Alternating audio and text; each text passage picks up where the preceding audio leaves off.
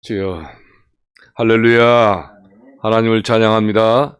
또 여러분들을 사랑합니다. 오늘은 영적 성장론 제4 강의로서 오늘날의 모든 성도들이 이제 1차 연단을 과정을 거치고 또 축복 과정인 신광야 과정 끝부분과 바로 연결되는 2차 연단 과정에 대한 이스라엘 왕국의 발달 과정을 모형으로 해서 대비하면서 강의를 오늘 합니다. 자, 먼저 오늘 강의 주제는 르비딤에서 생수를 마실 때부터 아말렉 군대와의 싸움까지의 목차로서 두 가지 대지로서 오늘 강의를 시작을 해요. 자, 제1대지의 타이틀은 모형적 진리의 주제로 아주 하나의 주제로 간단해요. 그러나 이제 제2대지는 모형적 진리에 대한 해설인데 아주 좀 복잡해요. 그렇지만 이 모형적 진리에 대한 해설은 여러 가지 소지가 있어요. 그래서 소지는 여러 가지가 있는데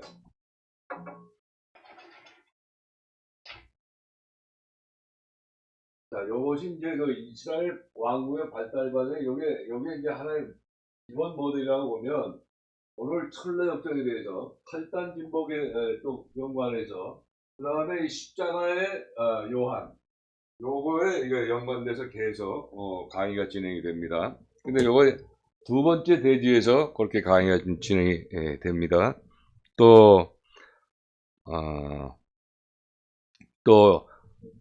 모형적 진리하고 또 보충 설명이 있고 성도들의 신뢰와 있고 또 이 위의 것을 이제 비교하면서 설명을 해요.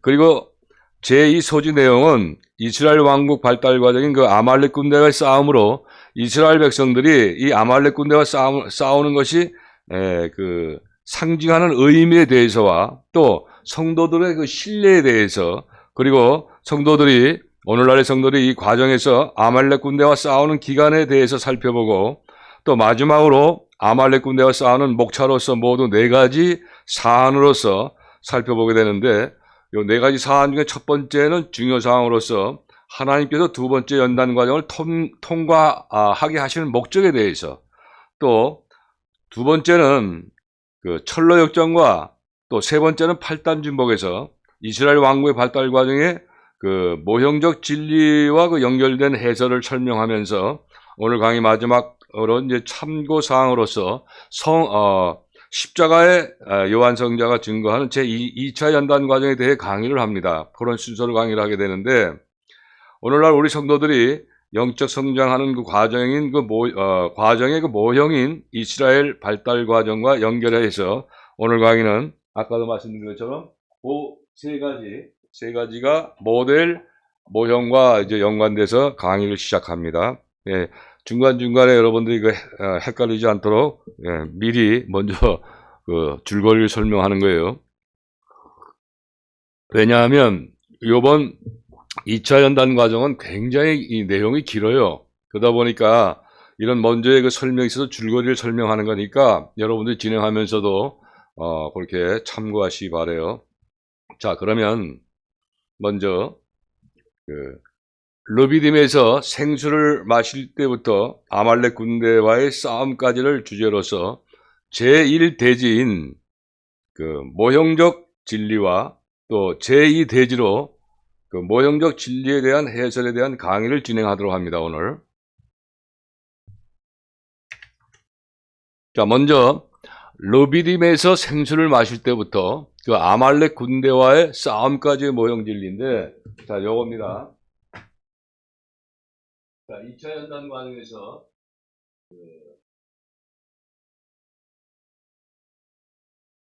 아말렉 군대의 싸움에서 2차 연단 과정을 통과하는 것 전후의 과정, 르비딤 무리와 생수, 그러니까 2차 연단 전, 그 다음에 2차 연단 과정, 요거에 대해서 이제 설명을 하게 되는데, 요 기본 모형적 진리로 해서 설명이 됩니다.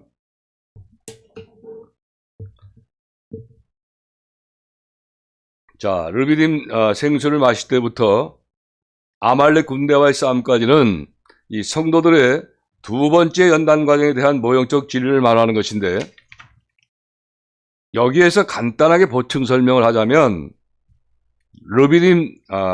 르비딤에서 생수를 마실 때부터 이 아말렉 군대와의 싸움까지의 과정은 바로 출애굽기 17장부터 민수기 13장까지 기록이 되어 있어요. 그리고 성도들의 그 두 번째 연단 과정에 대한 모형적 진리를 간단하게 요약을 해보면, 그 이스라엘 백성들은 신광야를 떠나 그 르비딤에 도착했을 때에 마실 물이 없어서 견디다 못해 모세와 하나님을 원망하면서 반역을 하게 돼요. 자, 그리고 이때 하나님께서는 모세를 통하셔서 이 반석에서 생수가 흘러나오도록 기적을 나타내셨을 때에 모세는 그것 이름을 무리바라고 불렀고, 무리바 반석에서 하나님의 기적으로 흘러나오는 생수를 마신 후에 이스라엘 백성들은 아말렉 군대와 큰 싸움을 하게 되었을 때에, 화면이 안 바뀌네요.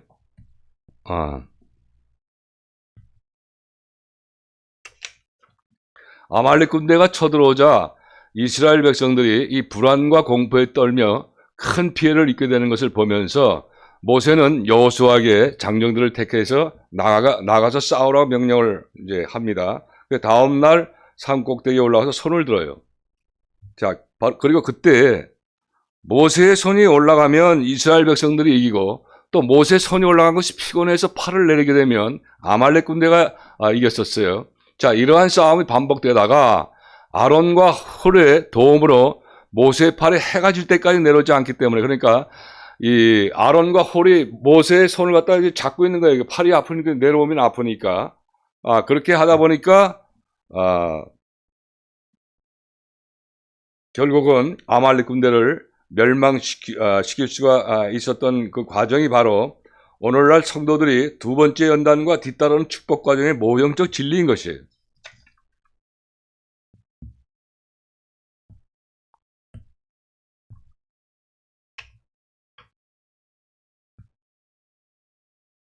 다음은 이제 르비딤 생수를 마실 때부터 아말렉 군대와의 싸움까지 주제인 두 번째 대지. 첫 번째 대지는 간단하다고 제가 아까 말씀을 드렸어요. 그런데 이번 두 번째 대지부터 이제 끝까지 계속 내용이 길어요. 그래서 이제 두 번째 대지인 모형적 진리에 대한 해설을 지금부터 강의를 합니다. 자, 아까도 말씀드렸지만 제1소지로서 르비딤 무리바 생수와 제2소지로서 아말렉 군대의 싸움을 살펴보게 되는데, 먼저 르비딤 무리바 생수에 대한 모형적 진리부터 말씀을 드리도록 해요. 자, 모형적 진리를 보게 되면, 자, 이스라엘 백성들이 르비딤에서 마실 물이 없어서 목이 마르고 큰 고통을 당하다가 이제 하나님을 원망하고 반역할 때에 기적적으로 반석에서 흘러나오는 생수를 마시게 된 것입니다. 자, 다음은 이 르비딤 무리바 생수에 대한 모형적 진리를 해설을 해보면, 성도들이 신광야 과정에서 육적 축복을 누리며 또 기복신앙에 아주 젖어 살다가 큰 시험 풍파를 만나서 그 실망에 빠졌을 때에 성령의 그 큰 감동과 풍성한 은총을 받으며 결국은 빛에 대한 진리를 크게 깨닫고 새롭게 그 변화되는 체험을 가리켜서 말합니다. 다음, 자, 여기에서 반석으로부터 흘러나오는 생수가 상징하는 의미에 대해서 알아보도록 합니다. 자, 여기에서 반석으로부터 흘러나온 생수는 오늘날에도 성도들이 이 성령님의 감동과 역사로 말미암아 체험되는 아주 풍성한 은혜를 상징하는 것입니다. 자, 다음은 이 르비딤 무리바 생수 체험은 그 어떤 성도들에게 나타나는지를 우리가 한번 알아보게 되면, 바로 이런 체험은 도덕적 완전을 추구하면서 빛을 따라 철저하게 살고자 하는 그 성도들과 이 오직 주님만을 위해 충성스럽고 그 충성스럽게 봉사하고자 하는 그 성도들에게 나타난다는 것이 특징이죠. 다음으로 이 도덕적 완전은 조금 부족해도 이 오직 주님만을 위해 충성스럽게 봉사했던 그런 어떤 사역자가 두 번째 연단 과정을 통과한 예를 보충으로 설명을 하도록 해요. 자, 어떤 큰 교회 목사님은 이 반말도 잘해요. 반말도 잘하고 혈기도 잘 내지만 근데 이분이 은사가 있어요. 귀신을 쫓아내는 등 성령의 역사가 강하게 나타나는 가운데 하나님을 위해서 그 일하는 충성스러운 사역자인데 이분의 그 영적 성장 과정을 잘 분석을 해보면 그 오래전에 두 번째 연단 과정을 통과하고 한 번 비침을 얻고 하늘의 은사를 맛보는 가운데 아주 충실하게 그 맡은 목회와 부흥회를 활달하게 인도하고 계시다는 것을 잘 알 수 있듯이 도덕적으로 좀 부족해도 두 번째 그 연단 과정을 하나님의 은혜로 말미암아 통과할 수가 있었다는 것을 우리가 쉽게 알 수가 있어요. 자, 다음 르비딤 생수를 마시기 이전 과정에 대한 모형적 진리를 보면 그 이스라엘 백성들은 르비딤에서 생수를 마시기 전에 마실 물이 없기 때문에 그 시험과 고통을 받을 때 하나님과 모세를 향해서 원망과 불평을 했던 것입니다. 다음, 르비딤 무리바 생수를 마시기 이전 과정에 대한 과정에 대한 모형적 진리를 잘 해설을 해보면 이 과정을 통과하는 성도들이 신광야의 축복을 누리다가 그 얽매인 일이나 또 사업 또는 생활 환경 가운데 큰 시험 풍파를 겪으면서 그 영적으로 아주 갈급하게 되어 새롭게 되기를 사모하는 것을 가리켜 말하는 것입니다. 다음, 갈증에 시달리던 성도들이 그 생수를 마시는 과정이 상징하는 의미에 대해서 알아보면,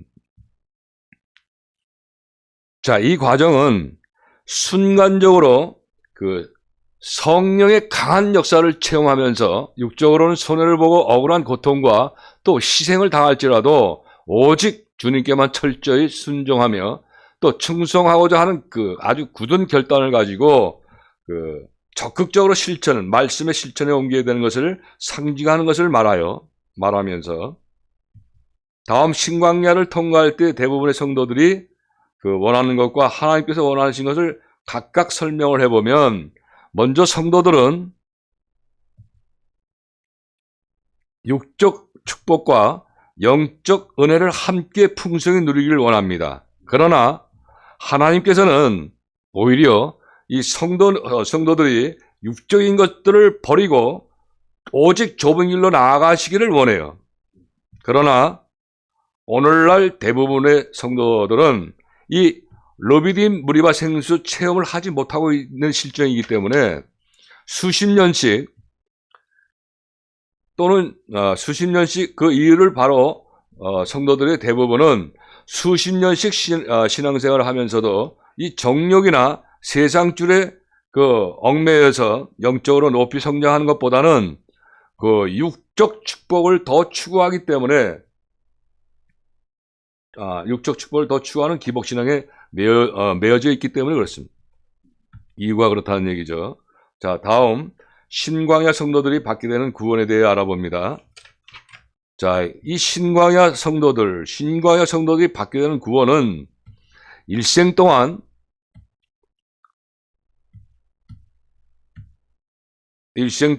신광야를 벗어나지 못한 신앙생활을 하다가 부끄러운 구원을 받게 되는 것을 말하며, 그러나 이 르비딤에서 생수를 마신 성도들은 어떤 결단을 하게 되는지에 대해서 알아보면 오늘날 성도들이 그 육적 축복을 추구하는 기복신앙을 용감하게 떨쳐버리고 신령한 복을 사모하며 밝은 빛을 따라 오직 좁은 길로 가려고 결단하는 것을 말합니다. 다음은 르비딤 무리바의 생수 체험의 중요성에 대해 알아보면 밝은 빛을 따라서 좁은 길로 가려고 결단하게 되므로 이 성도들이 영적 성장의 길을 가는 데 있어서 아주 매우 중요한 전환점인 것이며, 이와 같이 르비딤에서 생수를 마신 성도들은 몇 번째 연단 과정을 들게 되는지에 대해서 우리가 그럼 한번 알아보게 되면, 비로소 두 번째 연단 과정으로 들어가게 되는 것입니다. 다음은 추가적으로 오늘날 성도들이 무리바 생수를 마시는 체험에 대해서 그 신뢰를 들어 설명을 해봅니다. 자, 먼저 어떤 목사님은 그 입신 체험을 함으로써 그 무리바 생수의 그 신광야를 통과할 때에 이 학원을 경영하여 많은 그 물질 축복을 받는 분이 있었어요. 그런데 이 목사님은 충성스러움이 강한 분으로서 사업 때문에 분주한 가운데서도 예배를 드리는 그 시간을 철저히 지키면서 11조를 비롯한 여러 가지 헌금을 적극적으로 드리던 중에 잘 되던 사업이 갑자기 물질적으로 큰 어려움을 빠지게 되어 결국은 망하게 됩니다. 그래 이에 목사님 크게 절망하신 목사님은 이제 기도원에 들어가서 이제 사생결단을 하면서 장기 금식에 들어가게 된 것이죠. 자, 그 후 20여일 정도 금식하던 중에 이 목사님은 나흘 동안에 그 입신 체험을 하게 됩니다. 그리고 이때 이 목사님은 입신 체험 중에 하나님께서 기뻐하시는 삶이 과연 어떤 것이라는 것을 보고 들으면서 깨닫게 되었으므로 그때부터 목사님은 그 엄격한 자신의 그 절자 생활을 많이 함으로써 식욕과 수면력을 절제하고 좋은 옷을 입은 것 등을 다 포기하게 되었어요. 그리고 성직자로서 하나님께 일생을 헌신하기로 결단을 했으며, 이 목사님은 영적 성장에 대한 진리나 또 종말론을 많이 깨닫게 되면서 그 하나님의 말씀대로 살기 위해 최선을 다했기 때문에 큰 시험 풍파가 가득한 두 번째 연단 과정을 비교적 다른 사람보다 빠르게 통과했던 것인데, 여기에서 잘 되던 사업이 망한 후에 장기 금식을 하게 된 것은 곧 무리바 생수를 마시기 전에 겪은 풍파라고 할 수가 있으며, 또 입신 체험으로 큰 은혜를 받게 된 것은 바로 이 르비딤 무리바에서 생수를 마신 것이라고 우리가 할 수가 있는 것입니다.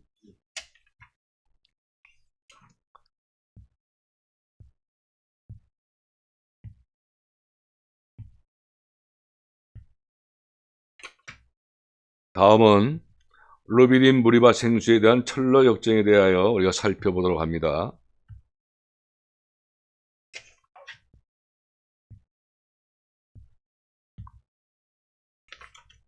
르비딤 무리바 생수에 대한 체험에 대한 철로 역정을 보면, 기독도가 그 육정부 옆에 있는 들길을 지나서 세지를 만나는 체험으로 표현이 되어 있는데, 기독도를 만난 세지는 그 도덕촌에 사는 시버백에게 가서 등짐을 벗으라고 또 가르쳐 줘요. 자, 이때 기독도는 짐을 빨리 벗고 싶었기 때문에 전도가 가르쳐준 길을 벗어나 시내산의 아랫길을 통과해 도덕촌으로 향하게 되었는데, 이 기독도가 그 길을 가면 갈수록 오히려 이 등짐은 더욱 무거워지게 되고, 시내산 위에서 타오르고 있는 그 불이 금방이라도 자신에게 내릴 것 같아서 이 기독도는 불안과 공포에 시달리며 쩔쩔매고 있을 때에 전도가 다시 나타납니다. 그리고 자기가 가르쳐준 길로 가지 않고 왜 딴 길로 가게 된 것에 대해 책망하게 됩니다. 자, 기독도는 자기가 딴 길로 갔던 것을 뉘우치면서 이 전도가 가르쳐주는 좁은 문을 향하여 정진하게 되는데, 여기에서 이 바로 세지는 도덕에 대한 세상의 지혜를 가르쳐 말하는 것입니다. 그리고 세지의 만남은 도덕적이며 또 율법적인 인간적 지혜가 등짐을 지고 가는 기독도에게 공급된다는 뜻인데, 다시 말씀드리자면 이때 기독도는 등짐을 벗어버리고 싶은 그 열망으로 가득 차 있었기 때문에 도덕과 윤리에 대한 인간적인 지혜를 쉽게 공급받는 것입니다.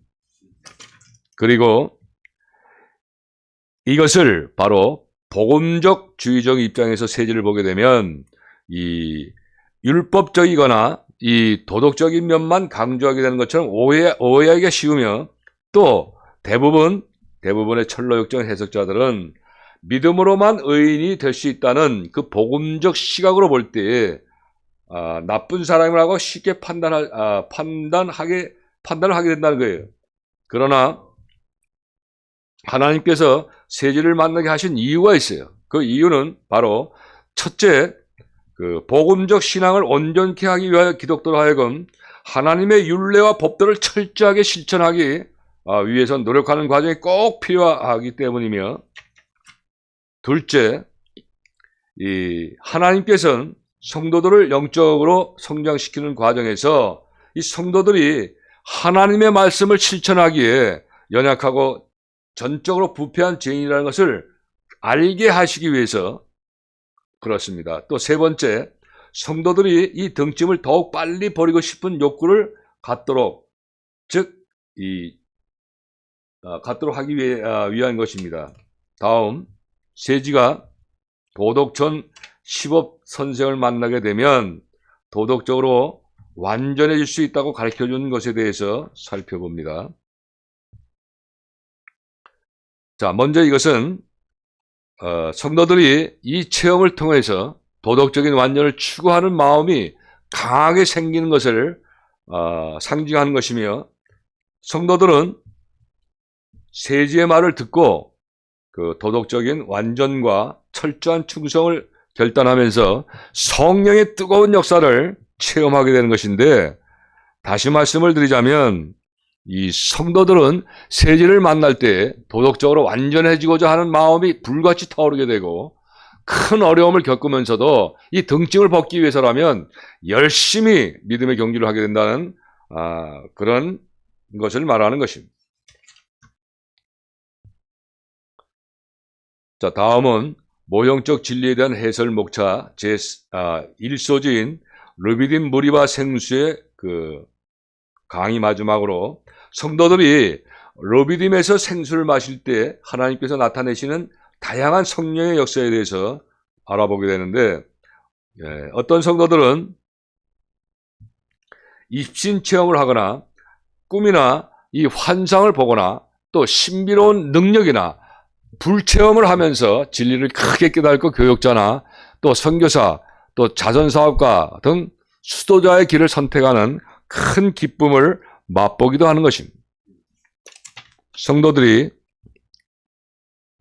르비딤에서 생수를 마실 때 하나님께서 나타내시는 그 다양한 성령의 역사를 보게 되면 어떤 성도들은 빛에 대한 진리와 성인들의 이야기를 들으면서 큰 기쁨과 감격을 맛보고 철저한 영성생활을 하겠다는 결단을 하는 성령님의 역사를 체험하게 되는 것입니다. 자, 다음은 오늘 강의 주제인 르비딤에서 생수를 마실 때부터 아말렉 군대와의 싸움까지의 두 번째 대지 목차 중에서 두 번째 소지 내용인 그 아말렉 군대와의 싸움에 대해 강의를 하도록 합니다. 자, 먼저 이스라엘 백성들이 아말렉 군대와 싸우는 것이 그 상징하는 그 의미에 대해서 알아보도록 합니다. 자, 이스라엘 백성들이 아말렉 군대와 싸우는 것은 바로 오늘날 이 성도들이 르비딤 무리바의 생수를 마시는 과정을 통과하면서 그 결단한 바와 같이 철저하게 살고자 꾸준히 노력할 때에 이 악령들이 공격해 오므로 선한 싸움, 즉 그 영적 싸움을 하게 되는 것을 가리켜 말하는 것입니다. 다음 두 번째 연단 과정에 들어간 성도들에 대해 알아보면 첫 번째 연단 과정을 통과하면서 어느 정도 성장한 믿음을 가지고 있기 때문에 그 어떤 여러 가지 시험 풍파에서도 죄성과 정욕 그리고 그 마귀에게 승리하기도 하고 또 반면에 실패하기도 하면서 성장하게 되는 것을 말하는 것입니다. 다음, 아말렉 군대, 즉 악령들의 그 역할에 대해서 알아보면 이 악령, 즉 이 마귀들이 성도들의 그 생활 환경 배후에서 온갖 시험 풍파를 일으키고 범죄하도록 유혹하며 정죄하는 역할을 하는 것을 말하는 것입니다. 다음은 그 아말렉 군대, 즉 마귀들이 역사할 때 생기는 환경들에 대해서 알아봅니다. 성도들이 각종 질병에 걸려 고생을 하거나 경제적인 고통을 받기도 하며 또 사람들에게 갖은 오해와 또 미움을 받고 핍박과 멸시를 받게 되며 또 배신과 중상모략을 당하기도 하고 또 가정 불화나 계획하는 일마다 실패하게 되는 등등 다양하게 나타나는 환경들을 말하는 것입니다. 다음, 아말렉 군대와 싸우는 그 과정을 허락하신 하나님의 목적에 대해서 알아보면 하나님께서는 성도들의 심령과 육체 속에 있는 그 죄성과 정력이 그 자극을 받아 범죄하기 쉬운 생활 환경을 허락하시고 성도들로 하여금 도덕적인 완전을 추구하면서 그 영적 훈련을 받게 하기 위해서 이 아말렉 군대와 싸우는 과정을 바로 허락하신 것입니다. 그리고 다음은 오늘날 성도들이 받아야 할 연단 환경이 매우 다양한 이유에 대해서 알아본다면 그 이유는 사람마다 죄성과 정력이 나타나는 정도와 차이점이 다 각각 다르기 때문인데 그 신뢰들을 우리가 들어보게 되면 그 어떤 성도는 음란성이나 포악성이 강해요. 또 어떤 사람은 교만성이나 태만성이 강하고 또 어떤 사람은 거짓성이나 질투성이 강하고 또는 혈육의 정이 강하거나 남녀 간의 애정이나 친구 간의 애정이 강하기도 하며 또 어떤 사람은 성욕이 강하고 또 어떤 사람은 식욕이 특별히 강하고 어떤 사람은 명예욕이나 물욕, 수명 등이 강한 것 같이 이와 같이 성도들마다 천차만별입니다. 그러므로 이 성도들은 다양하게 나타나는 그 죄성과 정욕 때문에 다양한 환경들 속에서 연단을 받게 되는 것인데 조금 더 구체적으로 설명을 하자면 다른 죄성은 약하지만 이 포악성이 강한 사람의 경우에는 그 포악성이 자극을 받고 흘러나오는 그 쉬운 환경 속에서 인내와 사랑과 겸손과 온유를 실천하는 훈련을 받게 되며 성장하게 된다는 것을 말하는 것이며 또 음란성이나 교만성 혹은 이 질투성이 강한 사람은 동일한 죄성을 가지고 있는 마귀들이 시험하는 환경 가운데 정결케 되기 위하여 연단을 받으며 성장하게 되는 것입니다. 그리고 혈육의 정이나 남녀 간의 애정이나 식욕 또 성욕 등이 강한 사람은 마귀의 활동으로 말미암아 훈련받기에 합당한 생활 환경이 나타날 때마다 그 부끄러운 행실에 대해서는 철저하게 회개를 하면서 그 빛의 열매를 맺기 위하여 노력하는 가운데 연단을 받게 되는 것입니다. 다음은 성도들이 아말렉 군대와 싸우는 기간에 대해 살펴봅니다.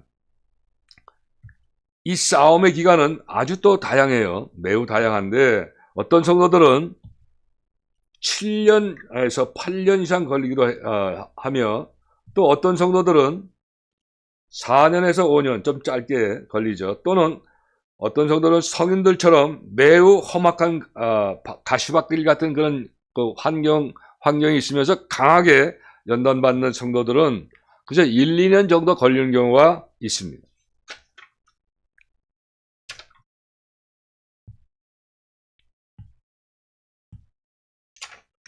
자, 다음은 그 이스라엘 왕국의 발달 과정에서의 그 성도들의 두 번째 연단 과정의 그 모형인 그 아말렉 군대와 싸움에서 그 네 가지 사안이 있다고 그랬어요. 첫 번째 중요 사항으로 하나님께서 오늘날 성도들을 두 번째 연단 과정을 통과하게 하시는 목적과 또 두 번째 사안은 철로역정의 그 예와 세 번째 사안은 8단 진복의 예와 마지막으로 네 번째 사안은 참고사항으로 십자가의 요한 성자가 증거한 그 강성의 밤, 요것을 예를 들어서 강의를 하도록 합니다. 자, 먼저 중요 사항으로 아말렉 군대와 싸움에 대한 모형적 진리를 설명해요. 자, 아말렉 군대와 싸움에 대한 모형적 진리는 이스라엘 백성들이 아말렉 군대와 싸울 때 그 모세의 손이 올라가면 이기고 내려가면 패하게 되는 그 싸움을 반복하다가 나중에는 계속적으로 손이 내려오지 않기 때문에 이기게 된 것이 모형적 진리임으로써 아말렉 군대와 싸움에 대한 모형적 진리를 해설합니다. 먼저 두 번째 연단 과정을 통과하는 성도들이 이 자기를 포기하고 하나님을 의지할 때에 그 하나님의 은밀한 도우심을 받게 돼요. 그리고 이기게 되고 또 하나님의 도움을 받지 못할 때는 패하게 되는 그런 영적 싸움을 가리켜 말하는 것인데 이러한 싸움을 반복하면서 성장을 하다가 아말렉 군대의 싸움, 즉 두 번째 그 연단 과정이 끝날 무렵에는 자기를 포기하고 하나님께 온전히 맡김으로써 승리하게 되는 것을 말하는 것입니다. 다음은 이와 같이 시험을 받는 환경 속에서 성도들은 어떻게 되는지에 대해서 알아보게 되면 아주 수많은 실패와 쓰라림을 맛보게 되며 그때마다 자기의 죄성과 정력을 발견하게 되고 또 철저히 회개하면서 새로워지고자 하는 그 결단을 하며 노력하게 되는 것을 말하며 다음 이러한 생활이 반복되는 과정에서 성도들은 과연 어떻게 되는지를 보게 되면 자기의 연약함과 취약함을 절실하게 깨닫고 오직 하나님만 의지하고 순종하게 되며 마음과 행실이 점진적으로 정결케 되는 것을 말하는 것입니다. 그리고 다음은 아말렉 군대와 싸우는 과정에서 성도들이 괴로워하고 고민하고 슬퍼하는 그 이유에 대해서 알아봅니다. 자, 그걸 알아보면 이는 성도들이 어떤 환경적인 어려움 때문에 괴로워하기보다는 이 시험을 받을 때 거듭되는 그 도덕적 실패 때문인 것이며 마지막 결론적으로 아말렉 군대와 싸우는 이 단계를 통하여 성도들은 어떻게 되는지를 우리가 한번 알아봅니다. 자, 중요 사항엔 하나님께서 두 번째 연단 과정을 통과하게 하시는 목적, 결론적으로 아말렉 군대와 싸우는 이 단계를 통하여 성도들은 어떻게 되는지를 보게 되면 자, 먼저 거칠고 사나운 환경 속에서 자신의 의지가 단련을 받으며 또 진덕 명화의 길로 나가게 되며 다음 성도들은 이와 같은 진덕 명화의 길을 걸으면서 외적 행실 가운데에는 덕이 진보되고 내면적으로는 빛이 밝아지게 되는 것을 말하는 것입니다. 다음은 이 아말렉 군대와의 싸움 목차 중 두 번째로 철로 역정에 대해서 알아봅니다. 철로 역정입니다. 자, 먼저 아말렉 군대와 싸움에 대한 해당되는 철로 역정입니다. 자, 아말렉 군대와 싸움에 해당되는 그 철로 역정을 보게 되면 이 기독도는 이 세지의 말을 듣고 이 도덕청의 시법 선생을 만나기 위해 가는 도중에 아주 무섭게 불붙는 시내산의 그 아랫길에서 땀을 뻘뻘 흘리면서 그 등짐은 더욱더 무거워지고 금방 불이 막 쏟아질 것 같은 그런 막다른 골목에서 쩔쩔매다가 결국은 전도를 만나서 도움을 받게 되며 여기에서 기독교의 등짐이 점점 무거워진다는 것에 대해서 살펴봅니다. 무엇이 기독교의 등에 점점 무거워지게 되는가? 자, 먼저 여기에서 기독교의 등짐이 점점 무거워진다는 것은 바로 두 번째 연단 과정을 통과하는 이 성도들이 거친 환경 속에서 죄성과 정욕의 세력 때문에 영적 생활을 하는 가운데에 많은 실패를 경험하면서 죄에 대한 고민과 두려움이 점점 많아지게 된다는 것을 상징하는 것을 말하는데, 다시 말씀을 드리자면 성도들이 세지의 만남, 즉 르비딤 생수 체험을 할 때에 하나님의 뜻대로 살겠다고 결심을 하면서 두 번째 연단 과정을 통과할 때에 온전하게 생활하지 못하고 순간순간 실패하기 때문에 고민과 두려움이 많아진다는 것을 말하는 것입니다. 자, 다음은 아말렉 군대와의 싸움 목차 중에 세 번째로 8단 진복에 대해서 알아보도록 합니다. 8단 진복입니다. 자, 이 8단 진복은 먼저 아말렉 군대와의 싸움에 해당되는 8단 진복을 말합니다. 자, 아말렉 군대와 싸움에 해당되는 8단 진복은 성경 말씀에 있죠. 마태복음 5장 6절 말씀을 보면 주님이 말씀하시는데 의에 줄이고 목마른 자는 복이 있나니 라고 말씀하고 있는데, 이 영적 성장 단계는 8단 진복 중에 네 번째인 의에 줄이고 목마른 자의 단계를 말합니다. 다음, 무리바의 생수를 마시는 체험을 할 때 성도들의 그 결단을 보게 되면, 자, 어떤 성도들은 예수님처럼 온전하게 살겠다고 결심을 하기도 하고, 또 어떤 성도들은 이 성인 프레시스나 어거스틴 같은 성자들의 발자취를 따라가겠다고 다짐을 하게 되죠. 또는 하나님의 축복을 전파하고 교회를 위해 죽도록 충성하겠다고 다짐하기도 하며, 또 밝은 빛을 따라 하나님의 뜻대로만 살겠다고 과감하게 결단을 하게 됩니다. 자, 그러나 이 아말렉 군대와의 싸움이 계속되는 중에 성도들은 거칠고 사나운 환경들 가운데서 죄성과 정욕의 막강한 세력에게 순간순간 실패를 맛보게 돼요. 그러면서 자신의 연약함과 추악함을 절실하게 느끼고 깨달으면서 고민에 빠지게 되며, 또 이 과정에서 성도들은 양심이 밝아지고 민감해짐으로 지극히 작은 죄와 정욕일지라도 크게 회개하면서 반성하면서 회개하는 가운데에 예수님을 가장 많이 닮은 성도들과 같이 되기를 갈망해야 되는 것입니다. 다음은 의에 줄이고 목마른 자에 대하여 살펴봅니다.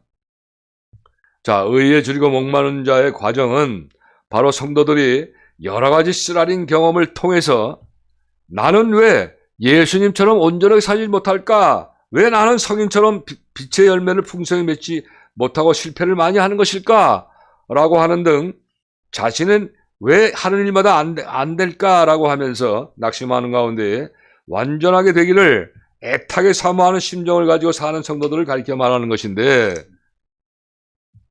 이에 대한 보충 설명을 하자면 성도들이 의에 줄이고 목마른 성장 과정을 통해서 성도들의 내분인, 즉 우리를 속사람의 빛의 세계를 향해서 열리게 되고, 이 내분이 열림에 따라 천국의 빛이 유입되어 극례적 천국을 향해 적응 발전해 나가는 과정인 것인데, 이 내용은 스웨덴보르그가 쓴 책인 천국과 지옥을 참고로 한 내용인 것입니다.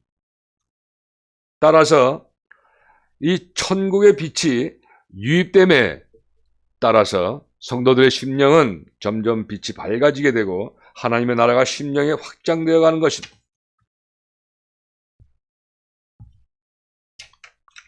자, 다음은 오늘 강의 주제인 르비딤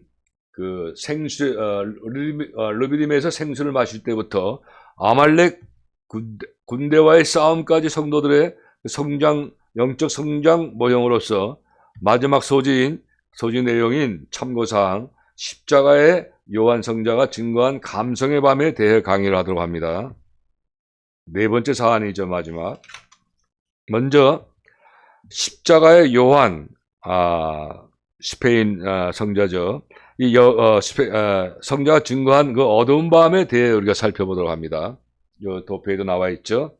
자, 스페인의 십자가의 요한 성자가 증거한 그 바로 어두운 밤이라는 것은 자신이 그 어두운 밤이라는 책을 통하여 광야에서 통과되는 그 두 번째와 세 번째 연단 과정인 감성의 밤과 영성의 밤을 어두운 밤이라고 한 것인데, 여기 나와 있죠.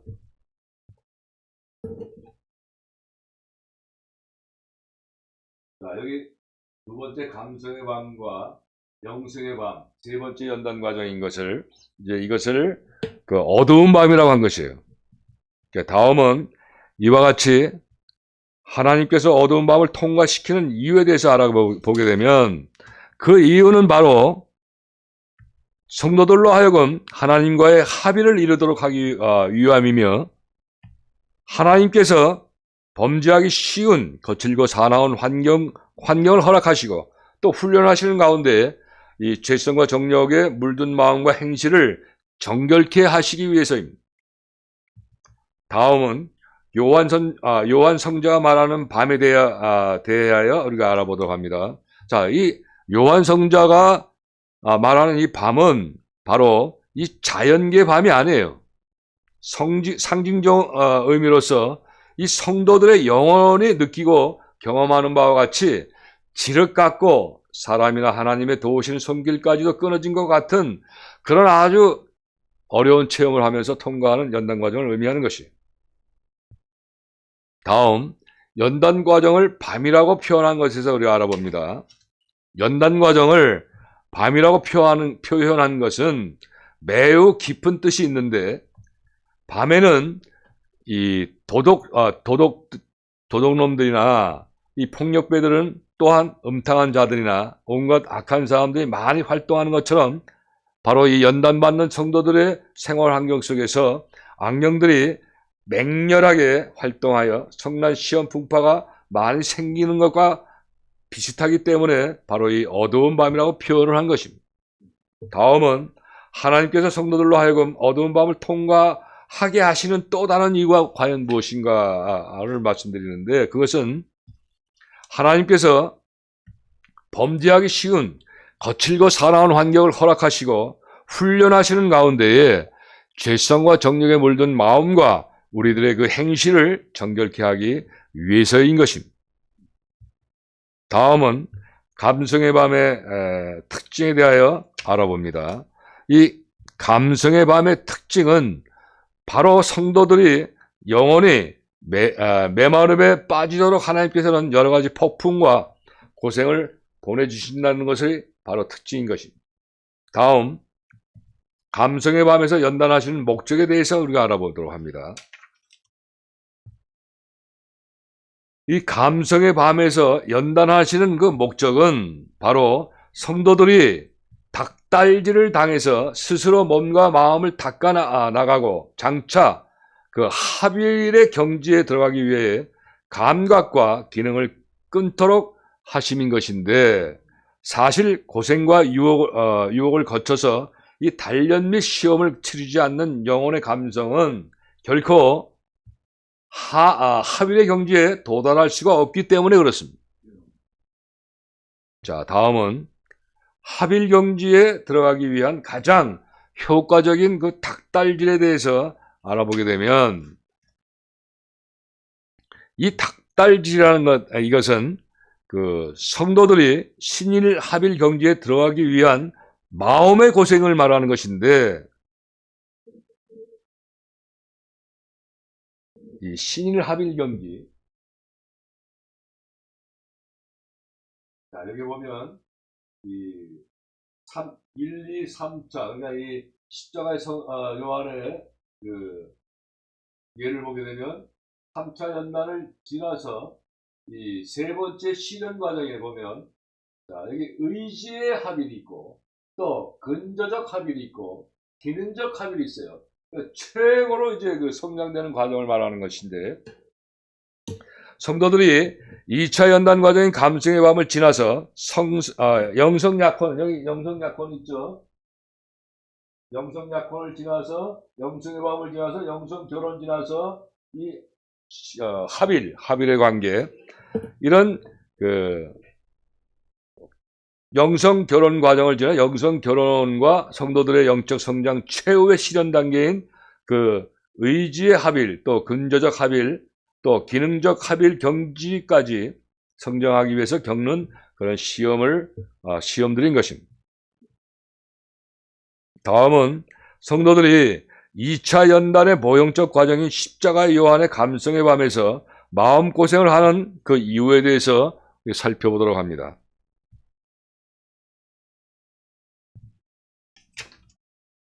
이 성도들이 감성의 밤에서 마음을 고생하는 그 이유는 바로 이 마음고생을 으로 말미암아 나약한 의지, 성도들의 나약한 의지가 집착하고 연연해 하던 그 정력적인 것과 이 쾌락적인 것들에 대한 그 맛과 위로에서 가장 효과적으로 감성을 정화시킬 수 있기 때문이며, 이 영혼은 여기에서 자신의 부족함을 발견하게 돼요. 그리고 겸손해져서 성장하는 그 과정을 말하는 것입니다. 다음, 감성의 밤 기간에 대해서 알아봅니다.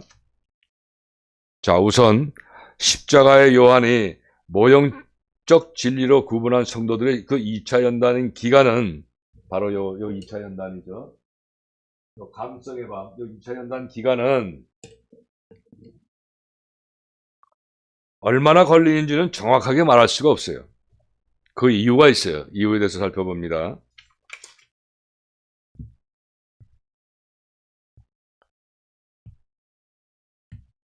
자, 먼저 그 이유는 모든 성도가 똑같은 시련을 당하지도 않으며, 또 각자의 죄성의 지배를 받는 정도가 다 틀리죠. 그 정도에 따라서 하나님께서는 이 각 성도들 개개인에게 알맞게 연단하시기 때문에 그렇습니다. 그런데 하나님께서는 성도들의 합일의 경지에까지 성장하게 하시려는 뜻에 따라서 각자에게 시간을 길게 하거나 혹은 짧게 하시거나 혹은 정도를 높이거나 낮추시면서 그 영혼을 다스리시기 때문에 그렇습니다. 자, 다음은 감성의 밤의 기간 중 시험을 견디어낼 수 있는 힘과 그 의지가 강한 성도들에 대해서 우리가 알아보게 되면, 자, 이는 하나님께서 의지가 강한 성도들이 더 빨리 더 호되게 연단하여서 정화되게 하신다는 것이며, 자, 이번에는 감성의 밤의 기간 중에서 연약한 성도들에서 알아봅니다. 아까는 강한 성도들에서 알아봤지만 이번에는 연약한 성도들에서 알아보게 되는데, 먼저 영적 성장 모형인 감성의 밤 기간 중에서 연약한 성도들에게 하나님께서는 예사롭지 않은 관용을 베푸시는데, 자, 이러한 성도들은 이 땅에서 완전한 순결, 곧 합일의 경지에 도달하기가 심히 어려우며, 이러한 성도들은 연단받는 것도 아니고 안 받는 것도 아닙니다.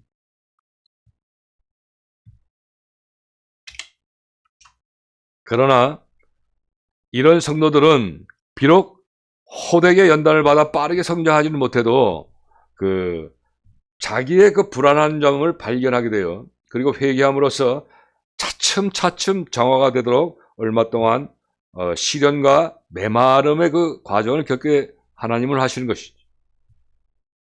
그리고 이런 연단을 감당하지 못할 경우에는 하나님께서는 이따금씩 이런 성도에게 위로를 베푸셔서 이 그들이 다시 세상의 것을, 세상 것을 찾지 않도록 하시는 것이며, 이번에는 감성의 밤 기간 중에 아주 연약한 성도, 강한 성도, 연약한 성도, 아주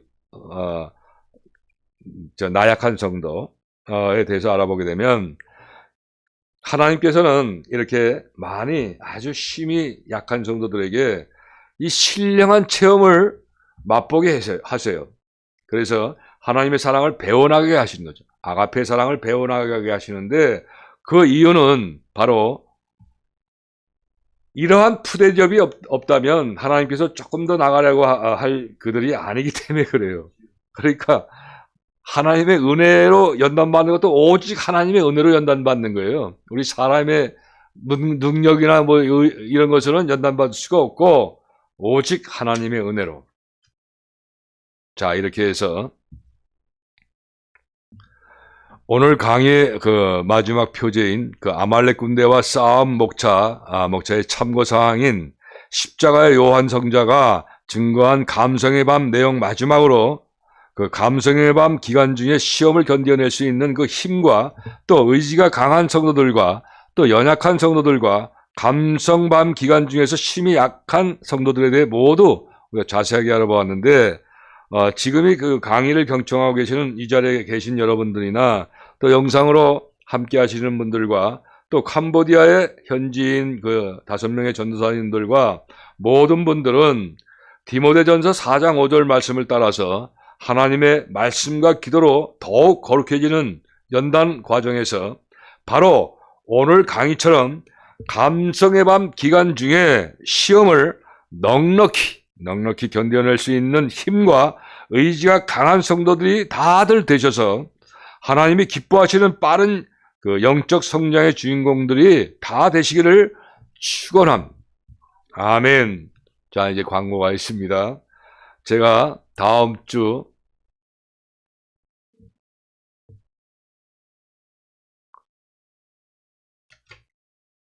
자, 사랑하는 여러분, 오늘 강의 시간은 많이 지났는데 오늘 강의를 마지막으로 간략하게 알아보고 오늘 모든 강의를 이제 마칩니다. 그러나 감성의 밤의 기간 중에 사랑의 합일이라는 복되고 아득한 높은 자리로 올라갈 영혼들에 대해서 알아보고 보았고 이제 모든 강의를 마칩니다. 그래서 이제 광고를 드리는데 제가 이제 캄보디아로 이제 다음 주 목요일 날 입국을 하게 됩니다. 따라서 앞으로 한 3, 4개월 동안은 제 강의가 중단되게 되는데 여러분들의 양해를 바랍니다. 그래서 아마 8월경에 다시 이제 재개가 될 것 같은데 이번 캄보디아 선교 여행 목적에 대해서 제가 다음 시간에 구약개론 시간에 좀 자세하게 여러분들에게 영상을 보여드리면서 캄보디아에 가는 이번 선교 여행에 대한 그 목적에 대해서 또 이 앞으로 캄보디아의 선교에 대한 그 엄청난 그 비전에 대해서 일단 구약개론 시간에 광고하도록 하겠습니다. 자, 지금까지 경청해 주셔서 감사합니다. 수고하셨습니다.